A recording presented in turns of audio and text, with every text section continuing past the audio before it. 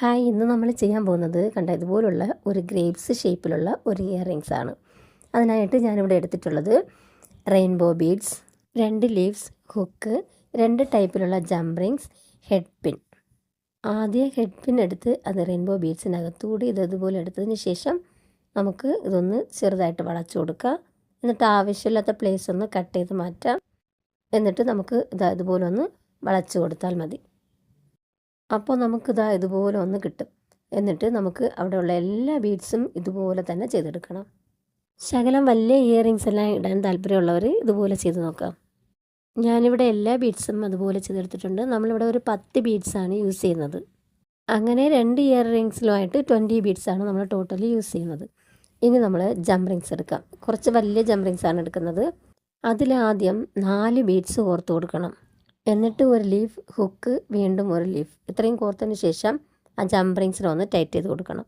അപ്പോൾ നിങ്ങൾക്ക് കുഞ്ഞ് ഇയറിങ്സ് ആണ് ആവശ്യമാണെങ്കിൽ ഇത് ഇത്രയും ചെയ്തതിന് ശേഷം നിങ്ങളത് യൂസ് ചെയ്താലും മതിയാവും.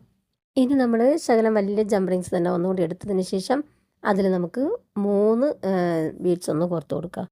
എന്നിട്ട് അതും അതുപോലെ തന്നെ ഒന്ന് ടൈറ്റ് ചെയ്ത് കൊടുക്കാം. എന്നിട്ട് നെക്സ്റ്റ് ജംപ് റിങ്സ് എടുത്ത് അതിൽ 2 എണ്ണം കോർത്ത് കൊടുക്കണം. അപ്പോൾ നമ്മൾ ഇത് 3ഉമാണ് വലിയ ജംപ് റിങ്സ് യൂസ് ചെയ്യുന്നത്. ഇനി നമ്മൾ യൂസ് ചെയ്യുന്ന jump rings small size jump rings ആണ്. ഇനി നമുക്ക് ഒരു സ്മാൾ ജംപ് റിങ്സ് എടുക്കാം.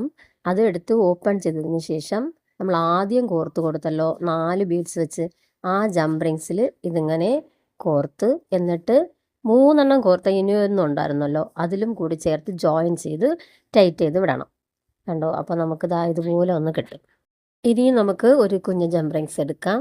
അതും ഓപ്പൺ ചെയ്തതിന് ശേഷം ആ 3 ബീഡ്സ് കോർത്ത് ആ വലിയ ജംപ് റിങ്സിലും, എന്നിട്ട് 2 ബീഡ്സ് കോർത്ത് നമ്മൾ വെച്ചിരുന്ന ആ ജംപ് റിങ്സിലും കൂടി ചേർത്ത് ഇതും ജോയിൻ ചെയ്ത് ടൈറ്റ് ചെയ്ത് വിടണം. ലാസ്റ്റിൽ വീണ്ടും നമുക്കൊരു കുഞ്ഞ് ജംപ് റിങ്സ് എടുക്കാം. അത് ഇവിടെ ഒരു ബീഡ്സ് സെപ്പറേറ്റ് ആയിട്ടുണ്ടല്ലോ അതിലും കോർത്ത് ലാസ്റ്റിൽ നമ്മൾ ഒരു കോർത്ത് വിട്ട ആ 2 ബീഡ്സ് കോർത്ത് വിട്ടിട്ടുള്ള അതിലും കൂടി ചേർത്ത് ഇതും ജോയിൻ ചെയ്ത് വിട്ടാൽ മതി. അപ്പോൾ നമുക്ക് ബ്യൂട്ടിഫുൾ ആയിട്ടുള്ള ഇയറിങ്സ് റെഡിയായി കിട്ടിയിട്ടുണ്ട്. കാണാൻ ഗ്രേപ്സ് പോലെയല്ലേ?